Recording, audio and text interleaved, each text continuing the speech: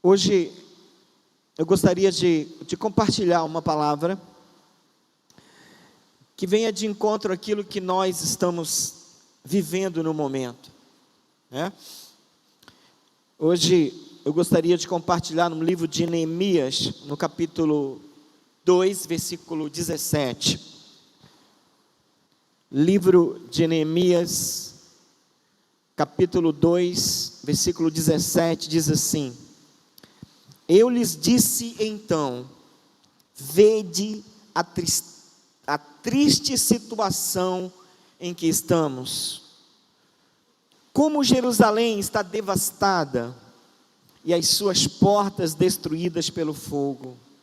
Vinde, vamos reconstruir os muros de Jerusalém, para que não passemos mais vergonha. Mesmo que você não pode se tocar, mas diga para a pessoa que está ao seu lado, fala assim: Deus não te chamou, Deus não te escolheu, você não foi criado por Deus para passar vergonha. Deus quer honrar você. Diga isso, você que está me ouvindo aí, me assistindo pela live, diga para sua família: você nasceu para ser honra, para ser um motivo de honra e para ser honrado. Amém? Hoje o tema da palavra é da vergonha para a honra. Isso é muito importante nós falarmos.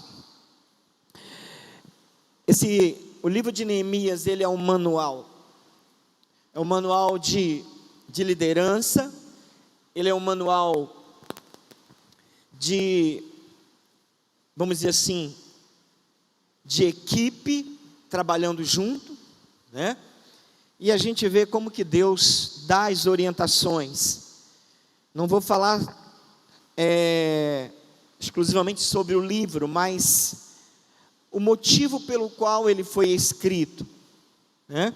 Hoje é importante você acompanhar, porque se Deus quer algo especial da igreja, Deus quer que a igreja entenda que ela nasceu para ser uma honra na sociedade.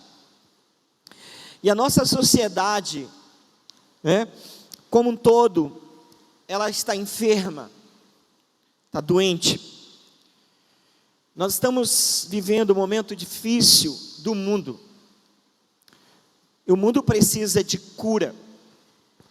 Hoje nós não podemos abraçar uma pessoa, porque a gente tem medo de contaminar. Imagine que o abraço, para você viver bem, você deveria receber pelo menos aí 7 abraços por dia.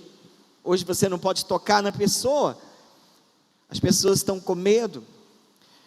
O mundo, como disse o Augusto Cury, parece que é um grande manicômio, onde as pessoas estão cada dia mais sem ser dona de si. E essa palavra hoje, do livro de Neemias, ela é uma oportunidade para abrir alguns leques na nossa vida, né?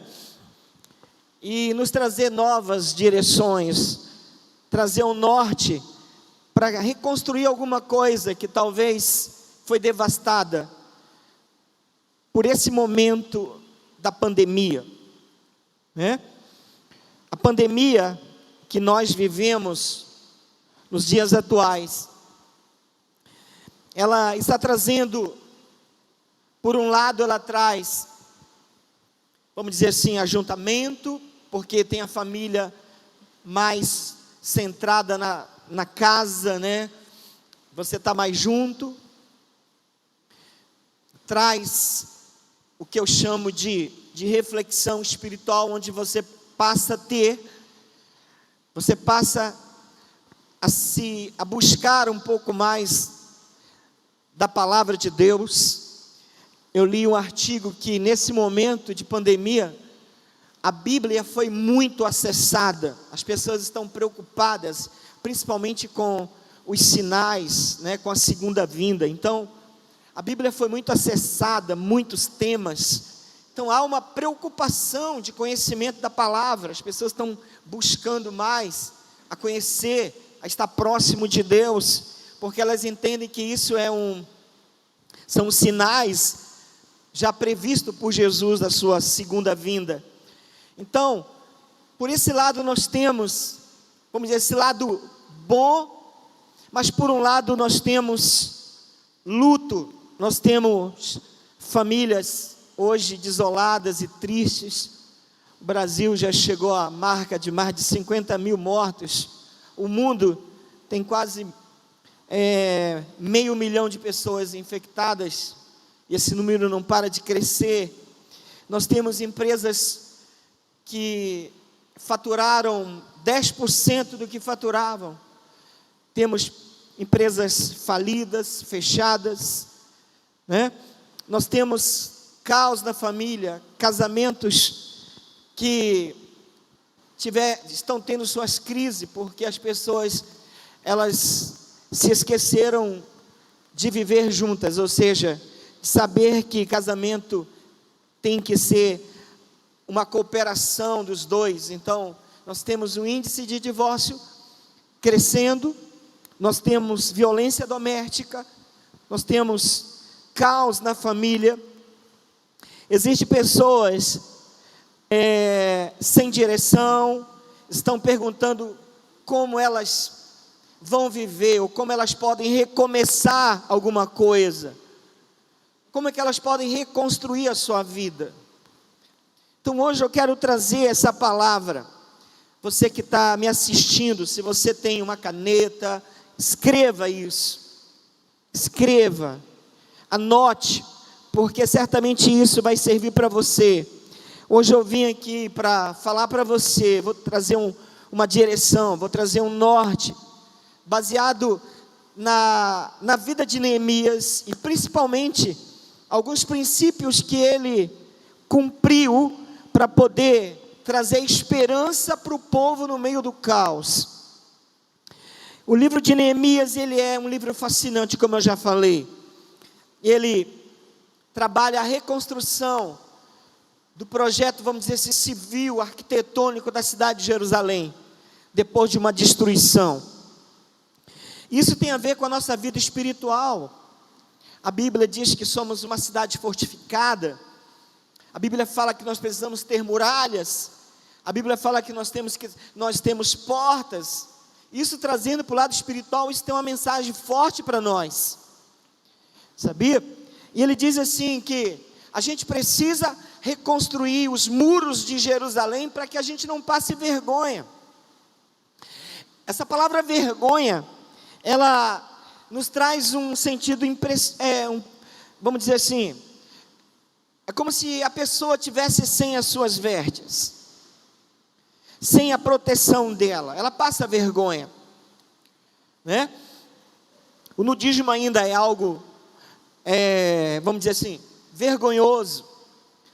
Então ele usa essa palavra como dizer assim, nós estamos passando vergonha, estamos passando vexame, porque a gente não tem proteção. Então eu quero contar com vocês, vamos reconstruir. E aí eles começam esse grande projeto de reconstrução dos muros de Jerusalém. Agora, quem é Neemias? Vamos rapidamente falar. Neemias, esse cara, o livro que se dá o nome dele, ele era filho de Recalias. No capítulo 1, versículo 1, já se fala um pouco sobre ele. E ele fazia parte de uma geração de descendentes daqueles que foram levados para a Babilônia. Ou seja, o Império Babilônico, através de Nabucodonosor, entrou em Jerusalém, queimou a cidade, destruiu os muros de Jerusalém, queimou o templo. Foi uma devastação total na cidade. E muitas pessoas foram mortas, assassinadas de maneira brutal, e muitos foram levados para a Babilônia, né? Entre eles, nós temos aqui descendentes já de alguns anos de vivência. Então Neemias é um cara que ele já aparece trabalhando, não no Império Babilônico, porque o Império Babilônico foi destruído pelos médos persas. E a gente já tem aqui já servindo, já uma terceira geração de reis medo-persas. E esse cara, ele era o quê? Um trabalhador do rei. A Bíblia diz que a função dele era um copeiro. O que é um copeiro? Era o homem que selecionava o vinho do rei. Ou seja, ele era responsável pelo vinho, a bebida do rei.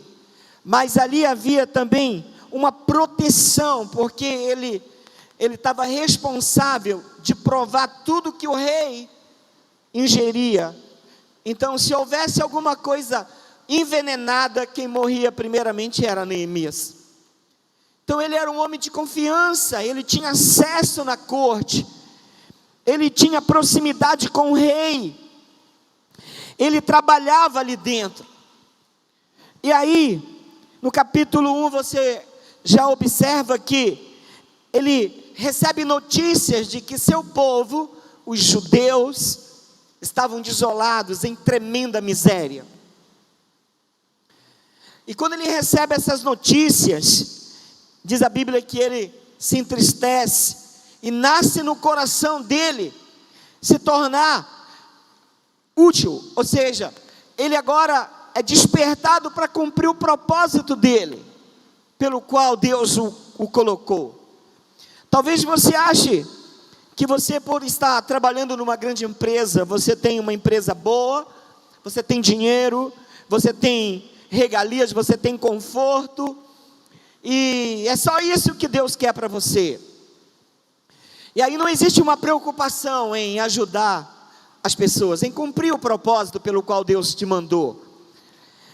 A palavra de Deus diz que Neemias sentiu uma profunda tristeza, e ele começou a orar a Deus. Ele começou a se sentir, a dizer assim: eu sou a resposta para poder trazer conforto para o meu povo. Então, quando você é essa pessoa que começa a ser incomodado para mudar uma situação, então você é a resposta. Dr. Mário diz uma coisa interessante: você só muda aquilo que você está inconformado, que você está odiando. Então você precisa ser a resposta para mudar isso. Não adianta você ficar dizendo: eu não gosto de política, eu não gosto disso, mas você é a resposta para isso. Sabia? Então agora Neemias ele é confrontado internamente para voltar a Jerusalém e reconstruir, começar um projeto de reconstrução dos muros e das portas de Jerusalém. Querido, você veio ao mundo para proteger pessoas, não para envenená-las. A função de Neemias era justamente proteger o rei, não deixar que ele morresse. Então há pessoas morrendo na tua frente espiritualmente, talvez pessoas passando fome, e você não tem nenhum sentimento em ajudá-los. Que hoje Deus possa trazer esse sentimento no nosso coração, e que esse sentimento se torne uma atitude na nossa vida. Então, amados, a reconstrução dos muros aconteceu de fato e de verdade, mas para que essa reconstrução se tornasse concluída no cronograma que Neemias colocou diante de Deus, ele teve que cumprir alguns princípios. Tem coisas que você planejou e não aconteceu. Tem coisas que você sonhou e começou a fazer e não aconteceram. Por que será? Será que não tinha uma direção de Deus? Se existe alguma coisa que Deus quer, é que você seja abençoado e que você não passe vergonha. A reconstrução aconteceu, só que Neemias adotou alguns princípios fundamentais que são importantes. Eu quero deixar 4 princípios para você hoje, para que você venha ser uma pessoa fortalecida no Senhor, para que você não venha passar vergonha. Não existe coisa pior do que você passar vergonha. Neemias conseguiu.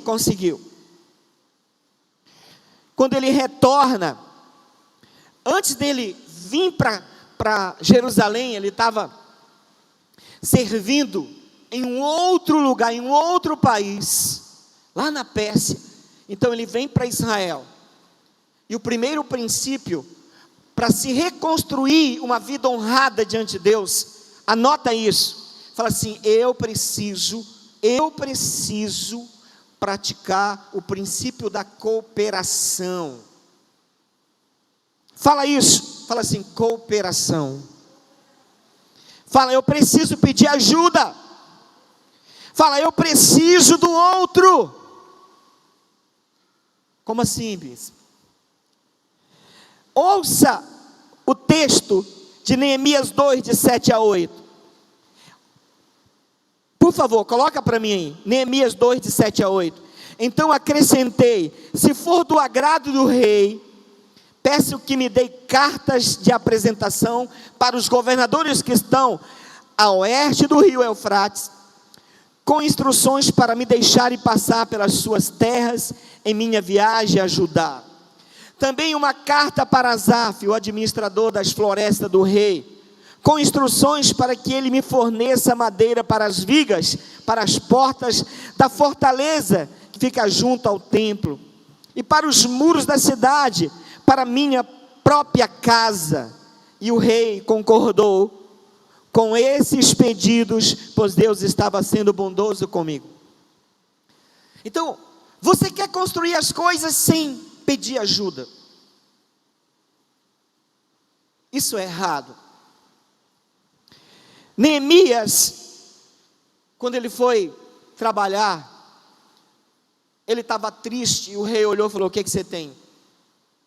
Por que teu semblante está assim? Ele falou: é porque os meus irmãos estão em ruínas.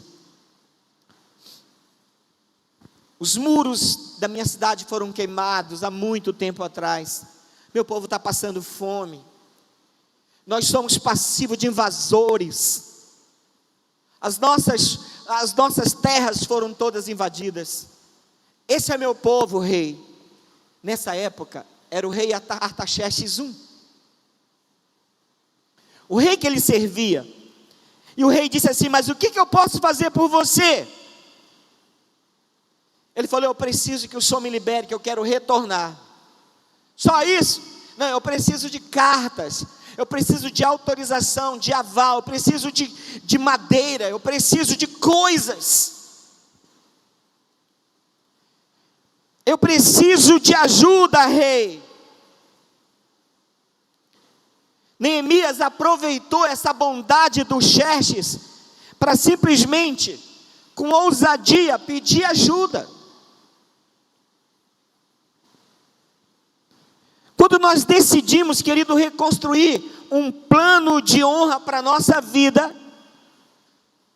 para a nossa família, para o nosso casamento, para a nossa empresa, para a nossa vida financeira, até para governo na política, nós precisamos fundamentalmente da ajuda do Senhor, mas também precisamos de ajuda de outras pessoas. Por que você não pede ajuda? Porque você é arrogante, você é orgulhoso ou orgulhosa. Você quer dizer lá na frente e dizer assim: ó, eu estou aqui, mas isso aqui foi só pelo meu braço. Eu construí tudo isso aqui com o meu braço, ninguém me ajudou. Eu sou o cara, eu sou a pessoa, eu sou o líder, eu sou o pastor. Foi por causa das minhas habilidades. Aí você não pede ajuda. Querido, Deus é um Deus que atua com a cooperação do outro.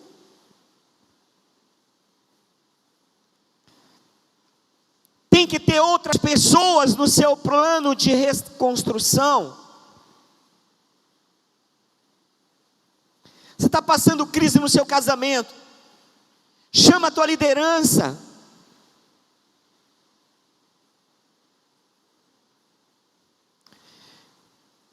Pessoas que não gostam de cooperação, elas morrem no deserto, isoladas.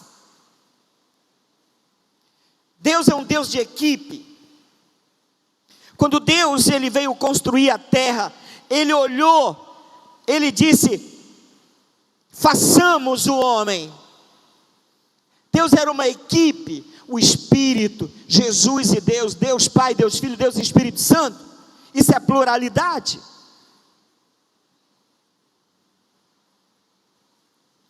Quando Deus queria governar a terra, Ele colocou um casal,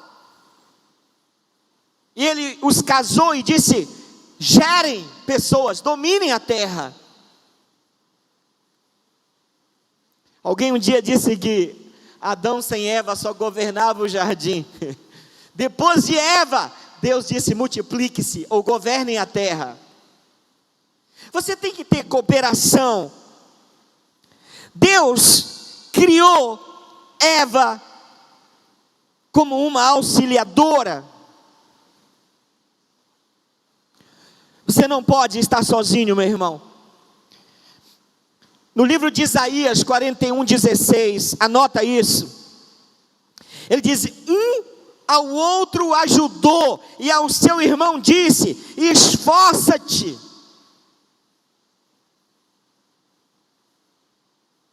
Você precisa do seu discipulador, você precisa do seu líder, você precisa de alguém para poder te dar orientações. Quando você não pede ajuda, aí você fracassa lá na frente, aí você vem com seu líder: ora por mim. Mas por que você não pediu ajuda? Por que os planos falham? Porque não tem instrução. Não dá para você lutar sozinho. Quando nós tomamos uma decisão de reconstruir uma vida de honra, Deus ele sempre permite que pessoas excelentes, boas, estejam ao nosso lado. Por que será que Deus está colocando essas pessoas? Quantas vezes talvez você já tentou reconstruir a sua vida, ou alguma coisa da sua vida, e não conseguiu? Por que será? Quantas vezes você prometeu que ia mudar de vida, mas isso não foi possível? Por quê? Porque você quer ser sozinho.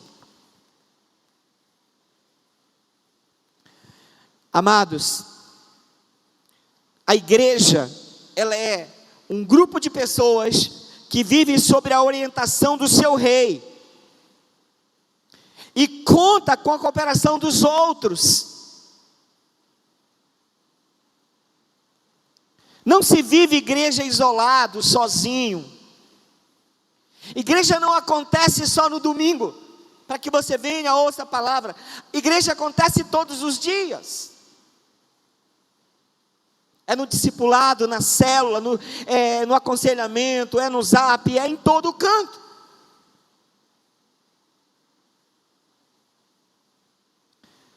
Peça ajuda.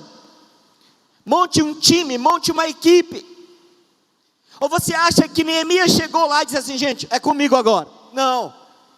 Ele começou a trazer os sacerdotes, ele começou a trazer pessoas especialistas em tudo, gente que sabia trabalhar com madeira, gente que sabia trabalhar com pedras. Para erguer alguma coisa, ele precisava de habilidade dos outros.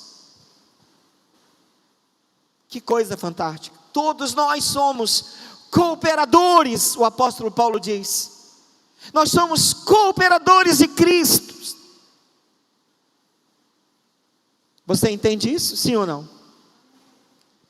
Então, para reconstruir, você precisa de viver o princípio da cooperação. Segundo princípio que ele vive, para que ele não passasse vergonha mais, ele vence os desafios opostos à sua missão. Ou você acha que você simplesmente vai construir as coisas e não vai ter problemas? Querido, grandes planos, grandes projetos, que irão ajudar outros, que irá mudar a vida de pessoas, o destino das pessoas, sempre terá de sofrer oposição. Paulo diz: se você quer viver piedosamente, você vai sofrer tribulação.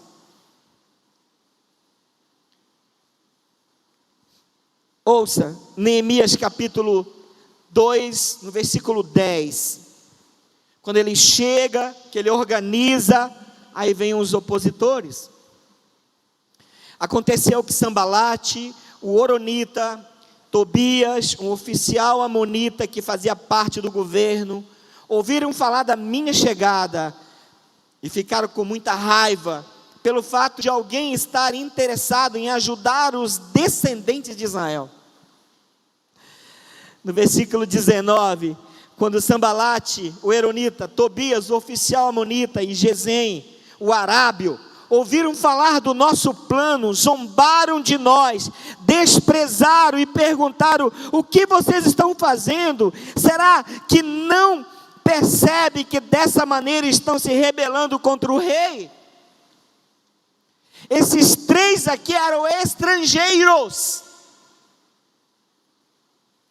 e eles não estavam ali à toa, querido. Eles não escolheram uma cidade do caos, um ambiente do caos para viver por nada. Eram sanguessugas financeiros. Aí chega alguém assim: nós vamos proteger a cidade, vamos organizar a vida pública, nós vamos organizar o tempo, vamos organizar a vida espiritual, nós vamos fazer de novo que essa cidade seja a cidade de Deus.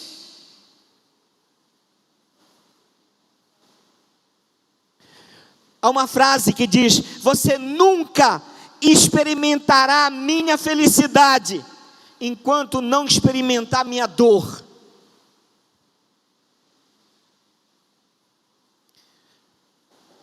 Você quer viver a vida cristã, mas você só quer os bônus da vida. Você não quer os ônus, os custos, os problemas. Você não quer pagar preço.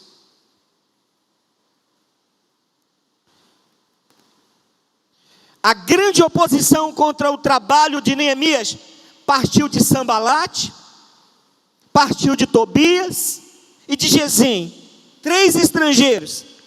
Esses caras eram poderosos,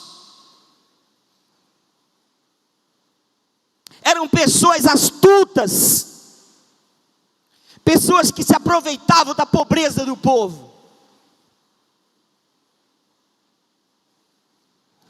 Esses três instrumentos de Satanás, com todos os seus aliados, a sua equipe satânica, eles afligiram, zombaram, produziram fake news. Porque uma fake news é isso aqui, ó: vocês são loucos, vocês vão se rebelar contra Xerxes. Neemias veio com autorização de Xerxes. É mentira. Você é um rebelde, Neemias. Mentira, isso é fake news.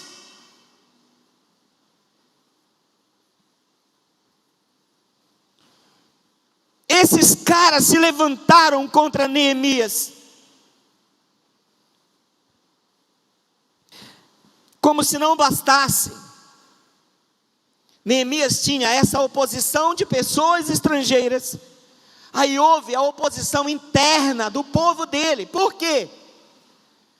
Preste bem atenção. O contexto bíblico da época. Imagine um povo que vivia pelo que plantava, comia do que plantava, negociava do que plantava. Chega alguém e diz: pessoal, a partir de hoje, ô fulano, você tem o quê? Eu tenho uma roça. Ó, a partir de hoje, você quer entrar na minha equipe? Quero. Então você vai trabalhar de dia, e de noite você vai guardar. Você vai guardar a construção. Diminuiu o número de trabalhadores rurais. O povo começou a reclamar: vão morrer de fome.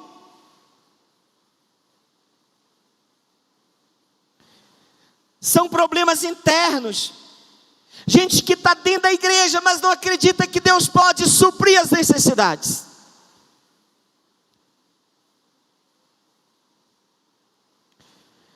Neemias 4:22 diz: também naquele tempo disse ao povo: cada um com o seu servo fique em Jerusalém, para que à noite nos sirvam de guarda e de dia na obra. Então esse trabalhador, ele não ia para a roça mais. Ele estava de guarda, ele estava trabalhando, ele estava fazendo obra de pedreiro, ele estava trabalhando nas portas. Neemias, ele não desistiu da oposição pelo qual ele estava passando. Muitas vezes você passa um probleminha e você muda de igreja, você muda de líder, você desiste de Deus. Neemias, ele sabia que a ideia que o maior sócio queria manter a obra que ele estava fazendo era Deus.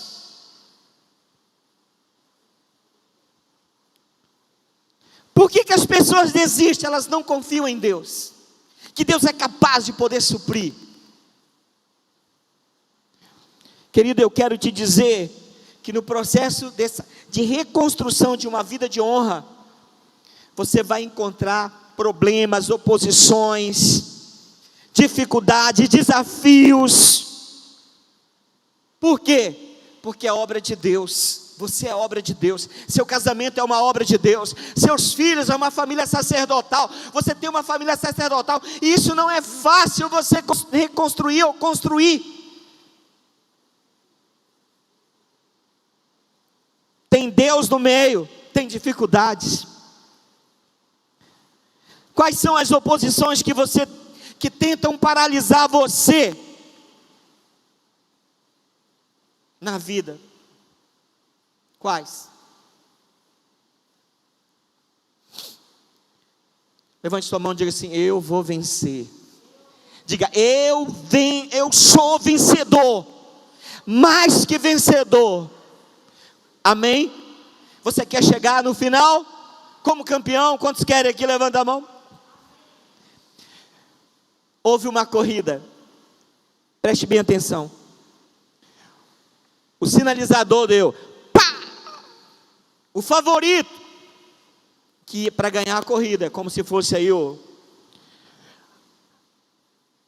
atleta lá, o nome do cara que ganha todas as medalhas, esqueço o nome dele, o Bolt.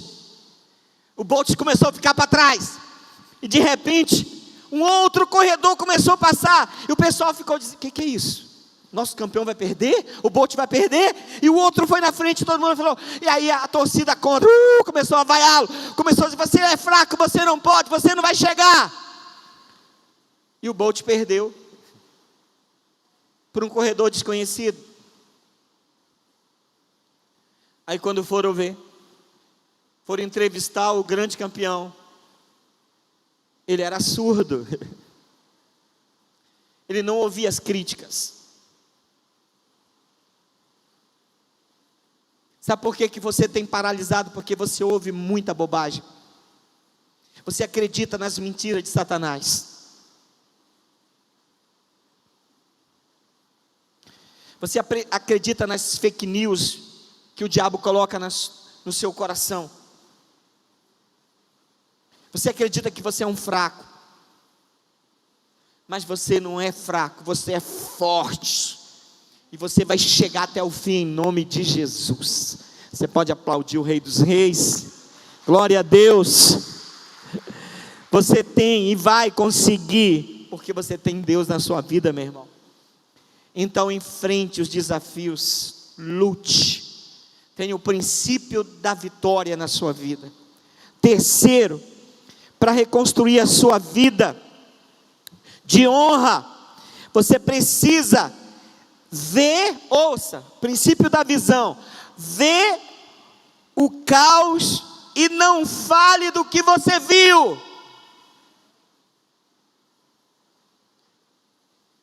Mas fale do desejo de reconstruir. Como assim, bispo? Amados, preste bem atenção nisso aqui. O coração, nós temos o DNA de Deus.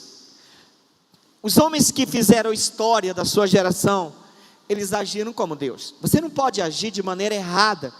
A sua liderança tem que ser a liderança que Deus colocou. A sua vida tem que ser a vida espiritual que Deus colocou. O seu casamento tem que ser o modelo de Deus. A palavra de Deus está ali para te ensinar. Agora imagine, Neemias chegou na cidade. E aí, na noite, sozinho. Olha só. Ele tomou uma decisão. Aliás, não foi sozinho. Neemias 2:13. E ele fala assim: saímos à noite pela porta do vale, em direção à fonte do dragão, e da porta do montouro, que é o lixo, para examinar o muro de Jerusalém. E havia sido derrubado, e as portas queimadas pelo fogo. O que ele estava fazendo ali? Ouça, ele estava vendo as ruínas. Ele estava vendo o caos. Neemias, ele chegou discretamente em Jerusalém, e ele passou alguns dias observando as coisas. Ele estava fazendo ali uma análise, um relatório, de onde ele deveria primeiro atacar, ou ele começar a trabalhar. Agora, em nenhum momento, você vê ele fazer propaganda do caos. Ele não faz. Ele olhou o caos, mas ele não falou do caos. Há pessoas que elas têm prazer em dizer assim: a minha diabetes, caos. A minha dor, caos. E ficam felizes quando tem outra pessoa que sofre. A tua diabetes, a minha já atacou hoje, caos. A minha enxaqueca, caos. Eu não consigo, eu não tenho dinheiro, caos. Neemias olhou o caos. Ele ficou sabendo do caos lá na Pérsia, mas ele veio e olhou. Ele não fez propaganda. Ele só disse: pessoal, vamos reconstruir. Quem está comigo? Vamos reconstruir. É o DNA de Deus, querido. Ouça, Deus olhou nas trevas no início de Gênesis capítulo 1. Mas ele não disse o que ele viu. Deus falou o que desejou. Haja luz.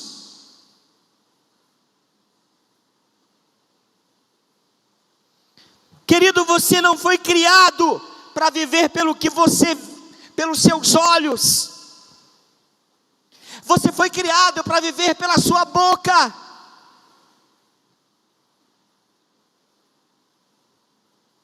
A Bíblia diz em Provérbios 18:21: a morte e a vida estão no poder da língua, e aquele que a ama comerá do seu fruto. O que sai da sua boca? O que você tem falado? Eu já vi pastores que nós pedimos: vá para tal lugar. Não, lá é difícil demais, caos. Lá não vai dar certo, caos.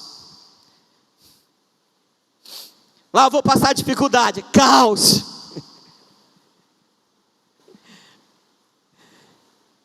Jesus nos ensinou sobre o poder das palavras. No livro de Mateus, capítulo 15, anota isso, versículo de 18 a 20.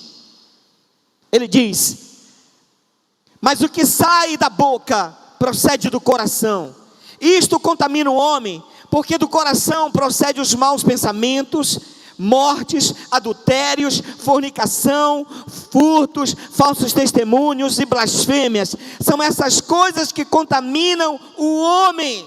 Isso sai da tua boca, é o que você fala.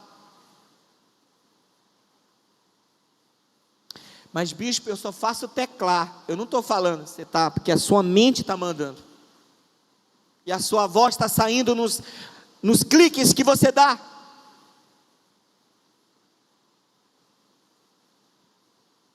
Não fale do que você viu, fale do que você deseja.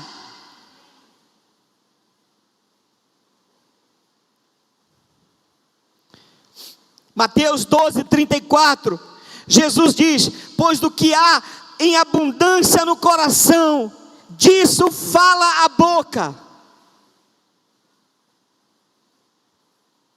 O que está no teu coração, vai sair livremente pela sua boca.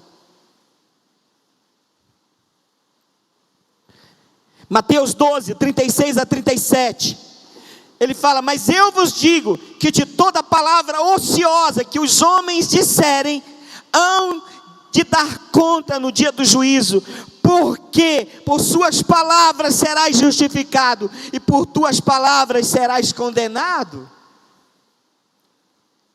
Querido, você diz: eu não tenho saúde, e você não tem mesmo. Você diz: eu não tenho dinheiro, e você não tem dinheiro. Você diz: eu não posso construir, eu não posso comprar o terreno, eu não posso ser feliz, eu não posso conquistar, eu não posso construir, eu não posso reconstruir, eu não tenho capacidade, Você está trazendo, vestindo essa capa de fracasso na sua vida. Você está profetizando isso para você. Isso vai sair da sua boca. Não viva com pessoas que murmuram. Muda seu discurso.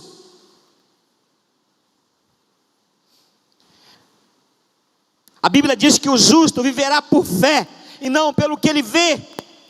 Você tem o que declara, você tem o que você fala.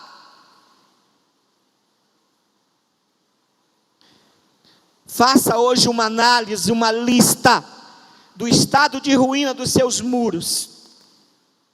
Foi o que Neemias fez. Talvez a proteção, os muros da sua família já ruíram. Quem sabe hoje você pode visualizar, e você pode começar agora o processo de reconciliação, pedindo perdão para sua mulher, para o seu marido, para seus filhos. Talvez a proteção dos seus relacionamentos, você tem que se reconciliar, você tem que ir até a pessoa, você tem que se aproximar dessa pessoa e pedir perdão, voltar a andar juntos. Talvez existem ruínas na sua vida financeira. Você deu calote, você recebeu propina, por isso você coleciona dívidas. Então pague as suas dívidas, abandone o roubo, saia do errado. E diga: eu sou rico. Talvez a destruição no seu ministério, no seu chamado, na sua missão. Quem sabe você possa hoje se arrepender e voltar à sua posição de honra e de honrar a Deus. Quem sabe?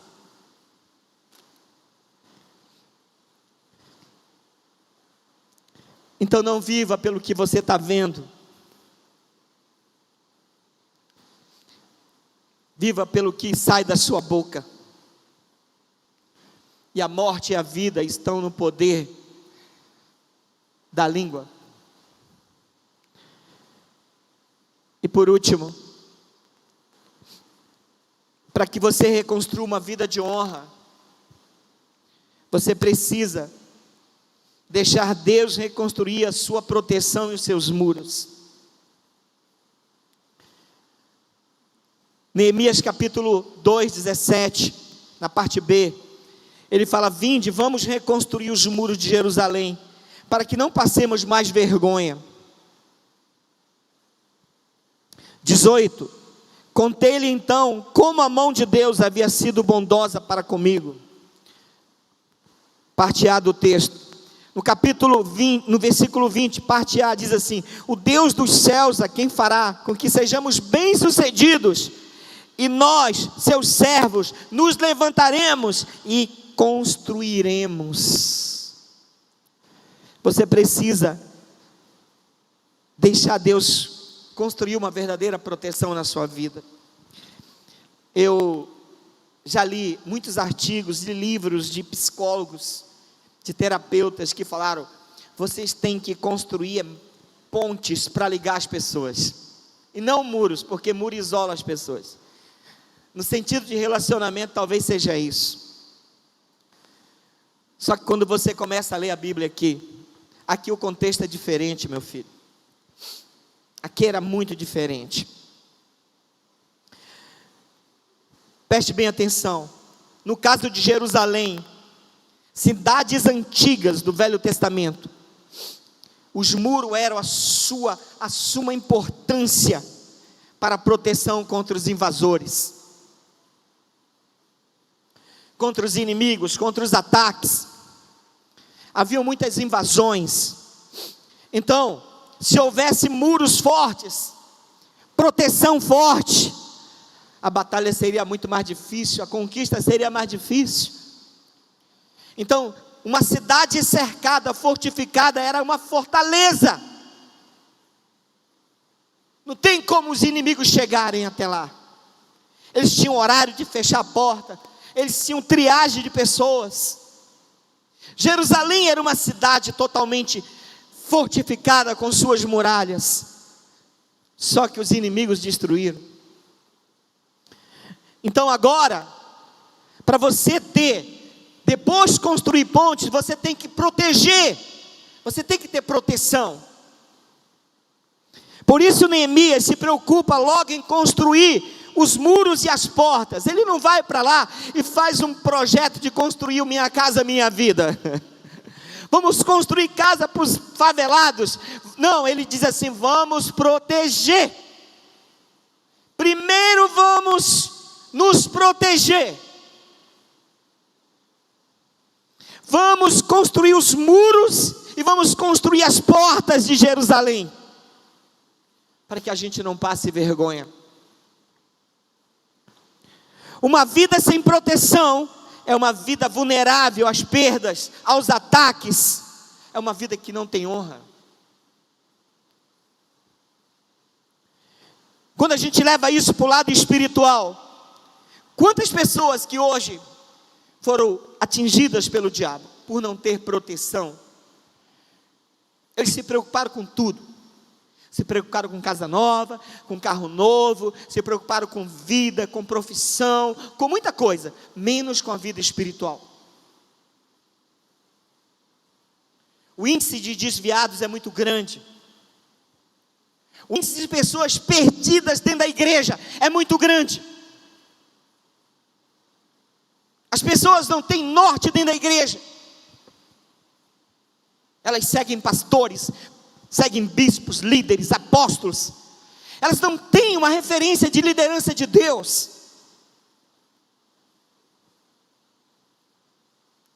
Precisamos reconstruir ou até construir para aqueles que nunca tiveram proteção. Temos que proteger a nossa vida espiritual. Então a nossa proteção, ela começa pela nossa vida espiritual. Ouça isso. Quando eu falo de Neemias, preste bem atenção, um cara que vai construir alguma coisa grande, ele precisa ter uma vida espiritual. Se você tem projetos de ter uma empresa forte, de ter uma família, de ter empreendimentos, de você ter célula, você ser um líder, um pastor, você ser alguém grande diante de Deus, eu quero te dizer que você precisa ter a sua proteção espiritual. Neemias era um homem de jejum e de oração. No capítulo 1, versículo 4, e sucedeu que, ouvindo essas palavras, assentei-me e chorei e lamentei por alguns dias, estive jejuando e orando perante o Deus dos céus. Oração e jejum. Você não quer orar e você não quer jejuar.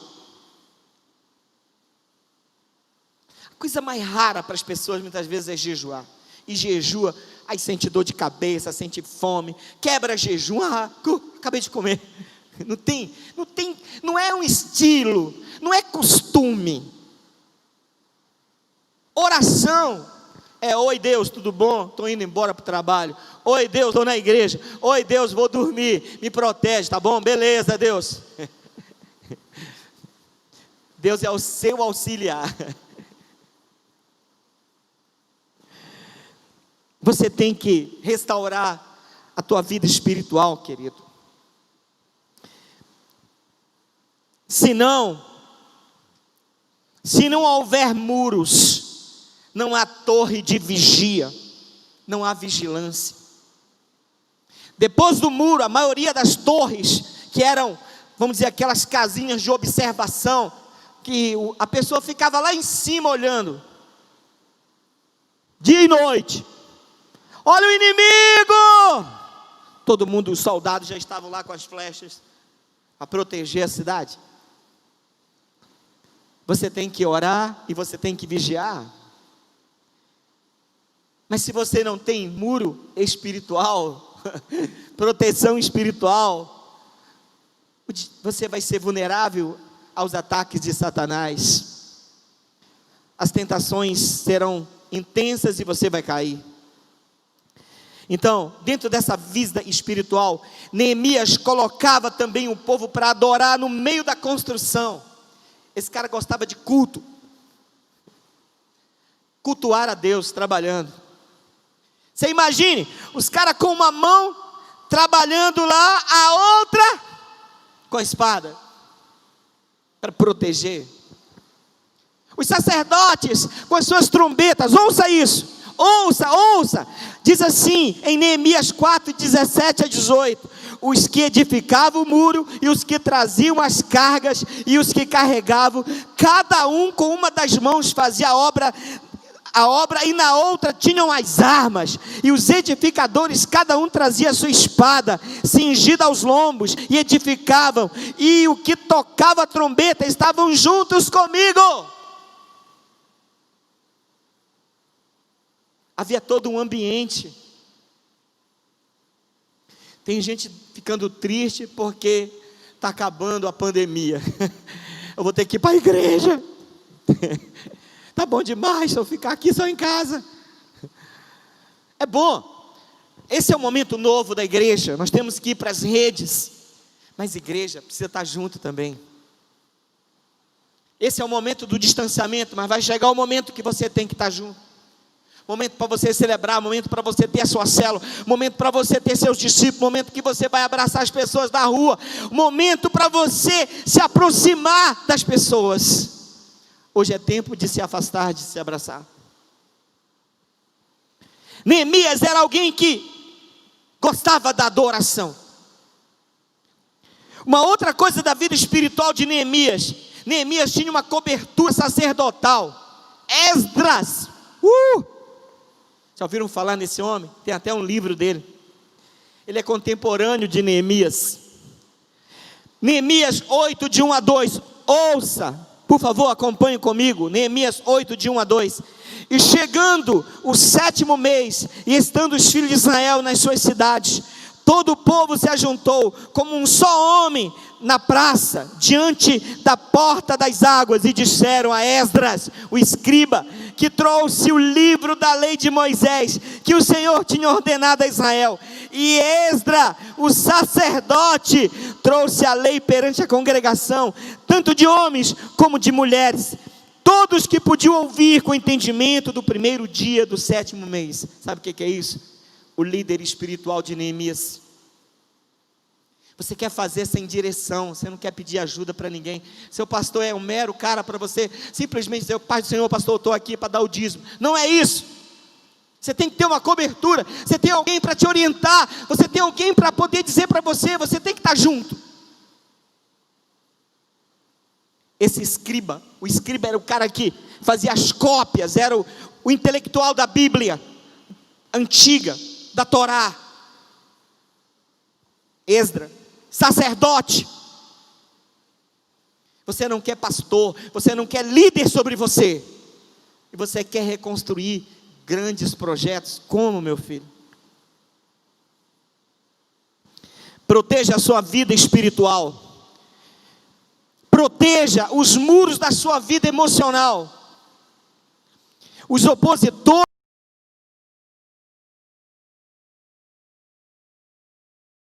ele recebeu uma terrível emocionalmente negativa. Imagine você chega com um gás todo: vou construir, vou ter minha igreja, vou ter minha célula, vou ter isso, vou ter aquilo, vou adorar, vou tocar. Aí chega um Sambalate da vida, chega um Tobias, chega um Gesem e diz assim: começa a atacar as tuas emoções. O que esses caras fizeram? Neemias 2,19: zombaram, desprezaram, chamaram Neemias de rebelde. Neemias 4,2: chamaram eles de fracos judeus. Você é fraco, você é fraco, vocês são incapazes. Quem já ouviu isso? Eu já ouvi.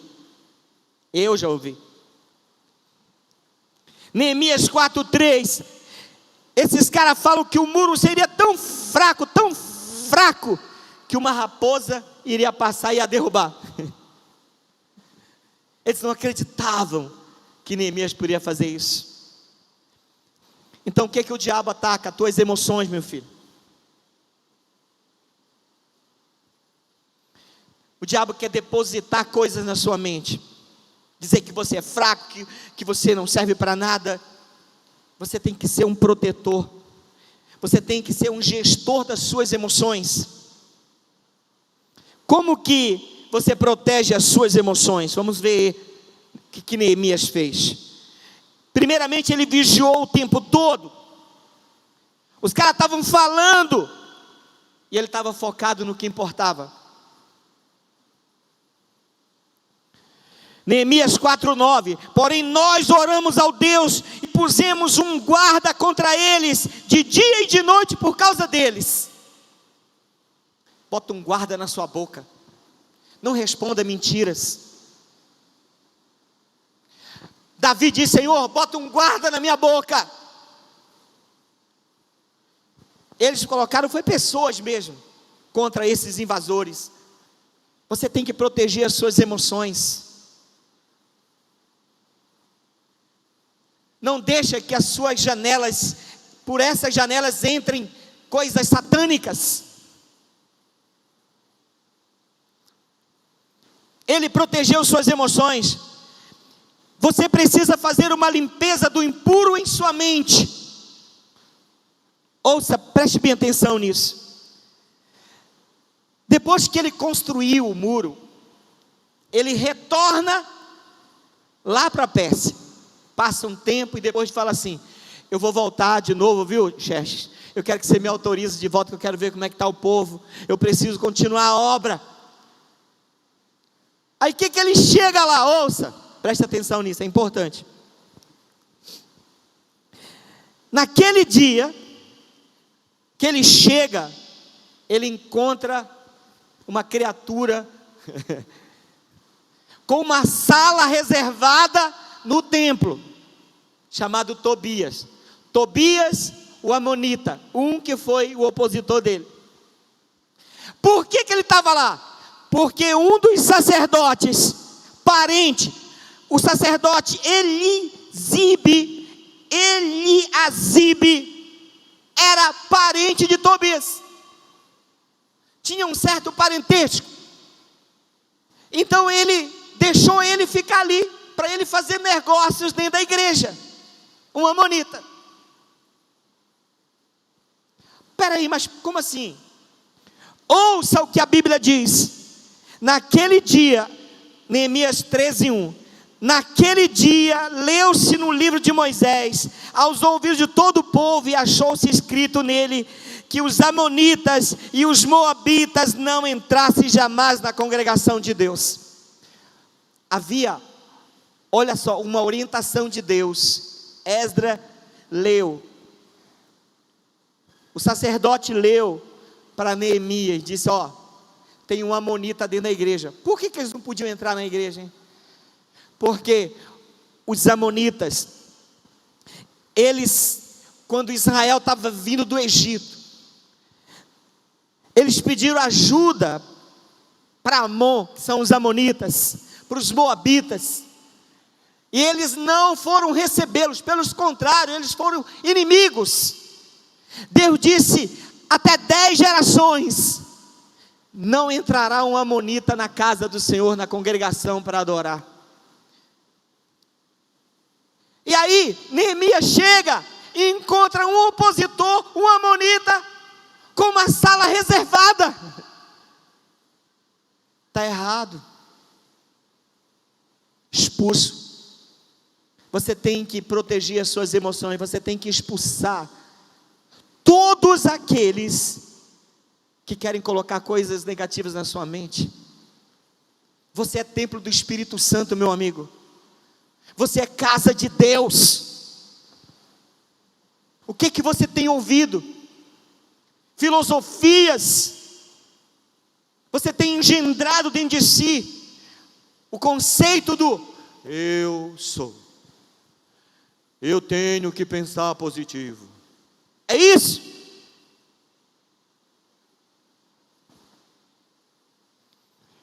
Por que cometemos os pecados contra o nosso corpo? Porque não conhecemos a palavra. Precisamos da orientação de Deus para nós protegermos a nossa vida, o nosso templo. Sua mente é a mente de Cristo, diz a palavra.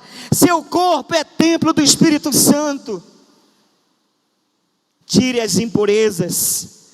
Uma outra coisa que Neemias viu: casamento mistos, meu amigo. Pessoas vivendo de maneira errada, casando com estrangeiros, vivendo de maneira errada. Na época de Israel, o casamento tinha que ser certo. Os pais tinham que saber, o sacerdote tinha que estar ali, tudo tinha que ser de acordo com a lei. O povo estava bagunçado, gerando uma geração errada. Proteja a sua vida emocional, sua vida sentimental. E Neemias então organiza a vida civil do povo de Israel. Chega de prostituição, chega de adultério, chega de coisas impuras. Você é templo do Espírito Santo. Proteja as suas emoções. Quem é que está dentro de você hoje? O que você tem pensado? Provérbio diz que assim como o homem pensa, ele é. Paulo escreve aos Filipenses: tudo aquilo que é puro, tudo que é bom, tudo que é justo, tudo que é boa fama, se existe louvor, isso tem que ocupar a nossa mente. Proteja a sua mente, crie uma fortaleza, um muro de proteção, seja o gestor das suas emoções. Não aceite ninguém mandar, dizendo que você é fraco, dizendo que você é rebelde, dizendo que você não presta para nada. Você é vencedor, meu irmão. Sejam os seus gestores. Não dê lugar a esse tipo de gente na sua vida. Não aceite nem dê lugar nas suas emoções. Deus, nesta noite, Ele quer uma coisa da gente, de você. Ele quer o teu coração. E o nosso coração é a nossa mente, as nossas emoções. Ele quer que você reconstrua uma vida de honra, e toda a tua conquista começa aqui. Se você precisa hoje mudar, mude a sua mente, se arrependa e diga: Deus, por favor, eu quero que o Senhor me abençoe.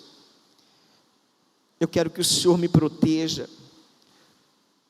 Deus te escolheu para essa hora. Pare de passar vergonha. Deus quer te dar dupla honra. Em lugar da vergonha, dupla honra. Deus quer te honrar, meu querido. Amém. Eu gostaria que vocês que estão aqui, por favor, fiquem em pé. Os que estão nos vendo através da live, por favor, se você puder fechar seus olhos onde você estiver, fique perto da sua família. Ore a Deus nesse momento e diga ao Senhor que você quer a proteção dEle hoje. Você já tentou se proteger de tudo, mas não consegue. Então peça ao Senhor hoje. Espírito Santo, obrigado por esse momento. Senhor, cubra-nos com teu sangue. Muda a nossa mente, muda o nosso coração. Meu Senhor, nos abençoe agora. Abençoe a tua igreja, teus filhos. Abençoe todos aqueles que agora estão assistindo, ouvindo essa palavra. Que o Senhor comece a curar o coração. Muda, Senhor, as palavras. Muda, Senhor. Restaura. Que haja discipulado, que haja ajuda. Fortalece, Senhor Jesus. Visita teus servos nesse momento. Que cada um possa, Senhor, meu Deus, reconstruir tudo aquilo que está destruído. Talvez família, relacionamentos. Meu Senhor, qualquer área da nossa vida que esteja, Senhor, em caos, que haja paz, que haja a tua bênção sobre as nossas vidas, no nome de Jesus. Obrigado, Senhor. Visita teus filhos agora. Você que está me ouvindo, você que está aqui hoje, se você puder colocar a mão no seu coração, se você quer que Deus mude completamente a sua vida, então dê lugar a Ele agora.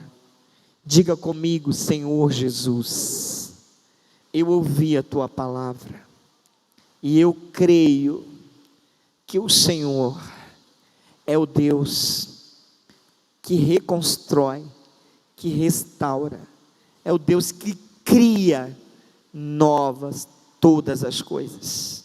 Nesta noite eu abro meu coração e eu te convido para o Senhor entrar na minha vida. Traga cura emocional, traga proteção emocional. Meu Deus, reconstrua os muros da minha vida espiritual. Que haja bênção nas minhas decisões, que eu venha cumprir os teus princípios. Que o Senhor me abençoe, assim como abençoou a Neemias em seu projeto. Que o Senhor me abençoe nessa noite, no nome de Jesus. No nome de Jesus. Aleluia. Glória a Deus. Aleluia.